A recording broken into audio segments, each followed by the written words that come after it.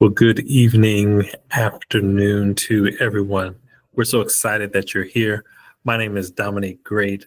I serve as the fiction nonfiction editor here at Doors Ajar. And thank you so much for joining us in this reading event. We're just going to have some brief introductory remarks by our editor-in-chief, Max. And Max, if you'll take it away, then we'll jump right in. Max. All right, welcome everyone. We are here to celebrate our brand new spring issue of Doors Ajar Literary Magazine, issue 34, spring 2025. And tonight we are lucky enough to have 10 of our contributors sharing their creative works in their own voices. I'm really excited to get started, so I'm going to throw things back over to Dominique to introduce our first readers. Wonderful. Thank you so much, Max. So coming up first, we'll have Patrick, followed by Ophelia. Patrick, take it away. Great. Thank you for having me. Can everybody hear me? Okay. My name's Patrick Meeds. Good evening. My poem is called There's No Point in Arguing. At 4 a.m, it sounds like the end of the world, but it is just a shower curtain rod falling into the tub. Gets the heart going, though, doesn't it? Being bitten by a dragonfly, the electric snap of a fuse popping, a car stereo's thumps suddenly coming through the walls, breaking the sound barrier. I can't spend all day in bed. I've tried. Even when I was in the hospital, I tried. But my blood kept whispering, get up, get up, get up. This is what wounded animals do. This is how loneliness takes hold. This is just practice for dying. Every morning, I unmake the bed, turn all my clothes inside out, close the curtains on the blue-black dawn sky, and get on with it. Thank you. All right, can everybody hear me?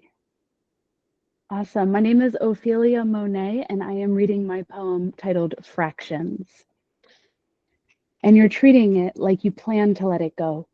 Cautiously touch the lines on my face, make me feel dangerous, empty, alive. Synonyms for what it is to be human. A little less optimism, a little more crisis. Count the coasters on the worn, etched table and clean up the mess that wasn't yours, but that you were made to believe was. Brighten your eyes and bare your teeth. It's almost over now. Did you see the way he looked at me? It felt barbaric. It made me feel like a fraction of myself, but I never felt whole to begin with. Thank you. Wonderful. Thank y'all so much. Max, we're going to kick it over to you to share some important information about submissions. All right, everyone. So our submissions are free and open all year long. We're always looking for quality poetry, short fiction, nonfiction, art, drama, and now we're also taking in book reviews. We especially want to see more art, drama, and book reviews in this next year. I will include a link to the submission guidelines in the chat, or if you're watching this on YouTube, it'll be in the description down below. All right, and back to you, Dominique. Wonderful. In our next group, we'll be hearing from Rushika, followed by Ryan, then Kat. Rushika, take it away. Hi, can everybody hear me? Okay. My name is Rushika, and I'm going to read my poem, I Spy with My Little Tired Eye. Lingering by the door, trading secrets, his hands on my hips. We slow dance to a band sermon, all the way to the bedroom. I carry my breasts like contraband.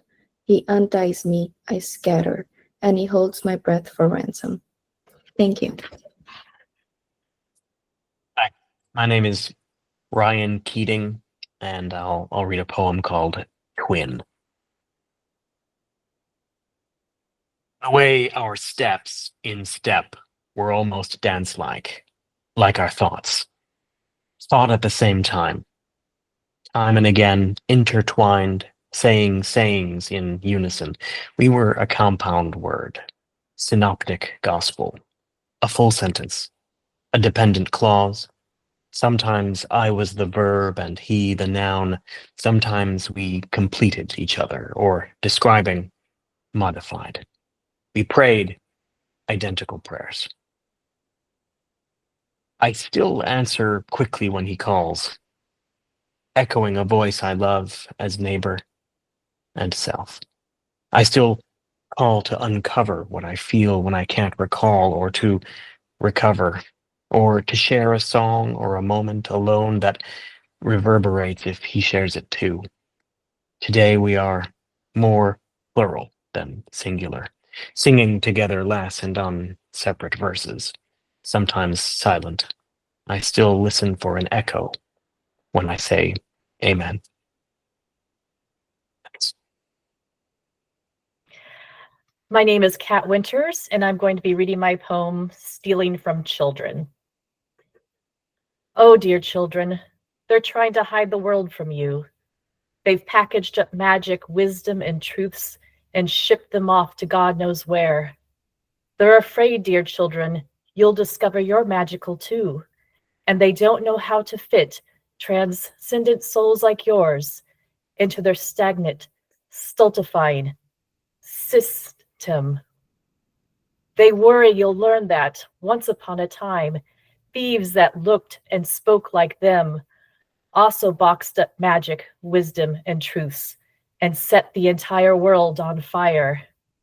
Our nostrils still burn from the stink of the ashes. Our lands continue to pucker from scars, but you won't be able to read about any of it.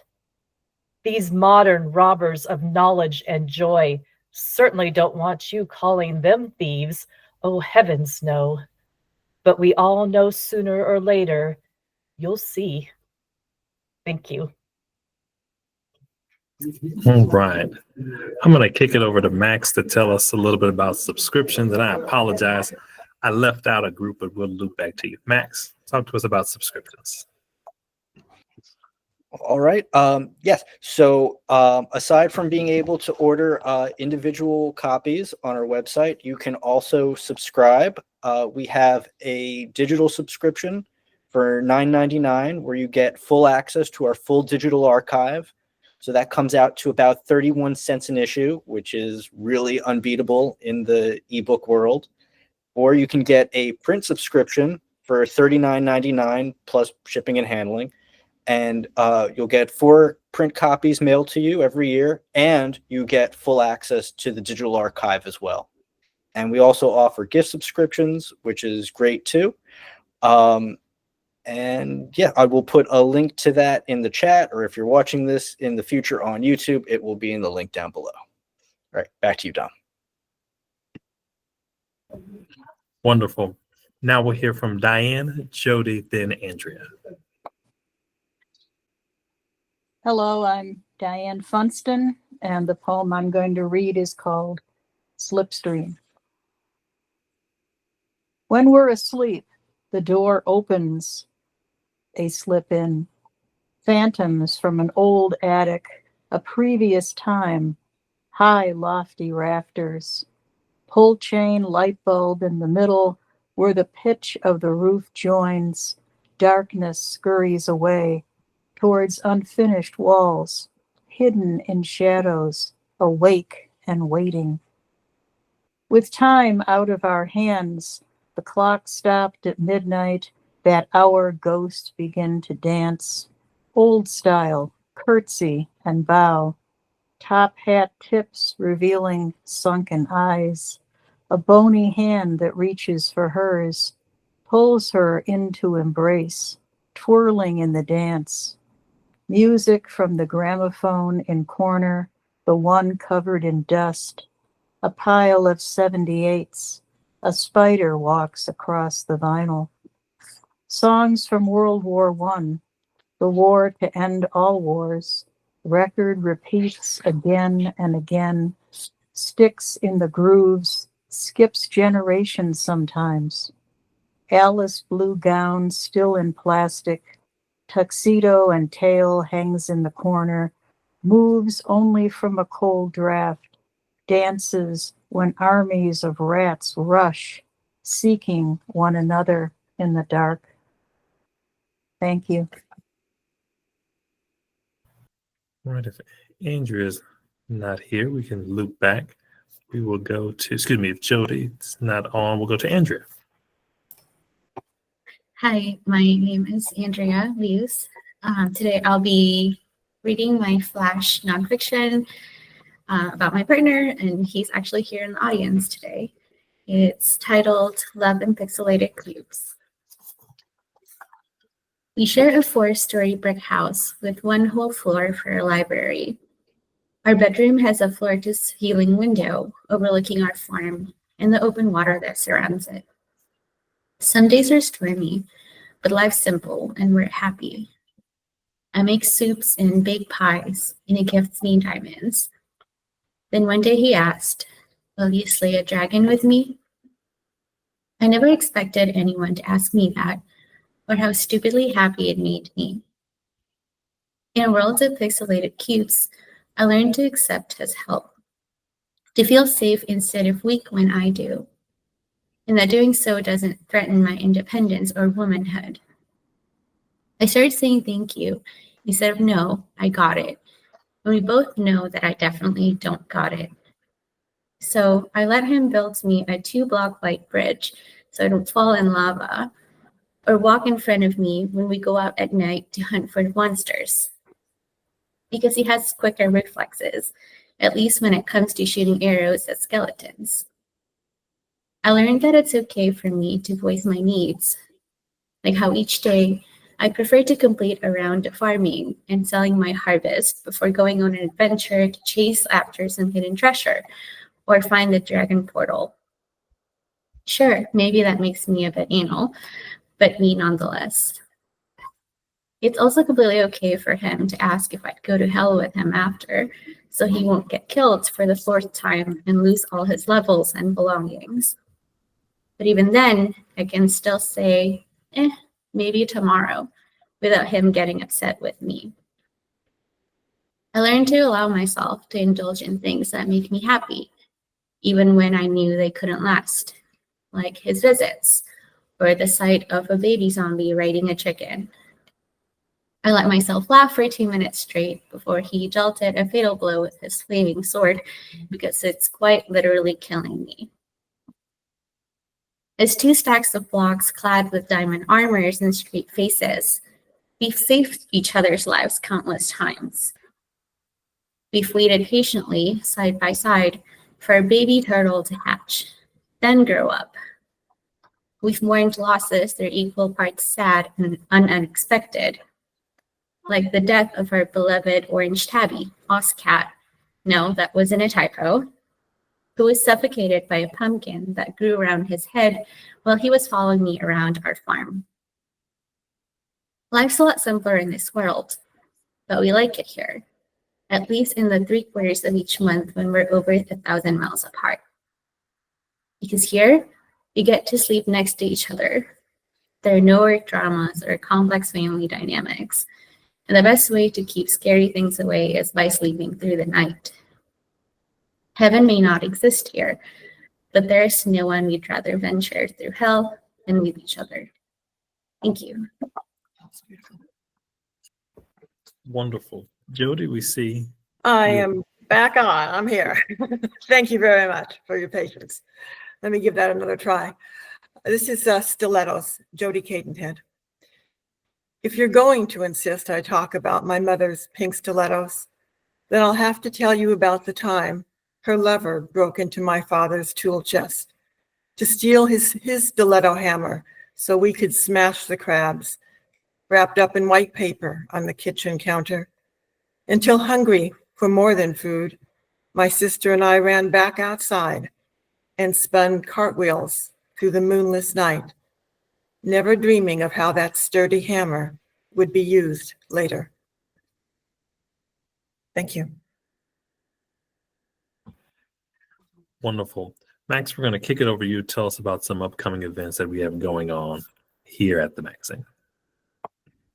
All right. So we do have some upcoming events happening. The next big thing we're going to is the Rainbow Book Fair in New York City. It's the largest LGBT book fair in the world, actually. Normally it's in April, but this year it's going to be in May, which is actually really nice because they normally have it on Earth Day when the city closes down a number of streets. So it'll be good to have streets open so people can actually get to the event.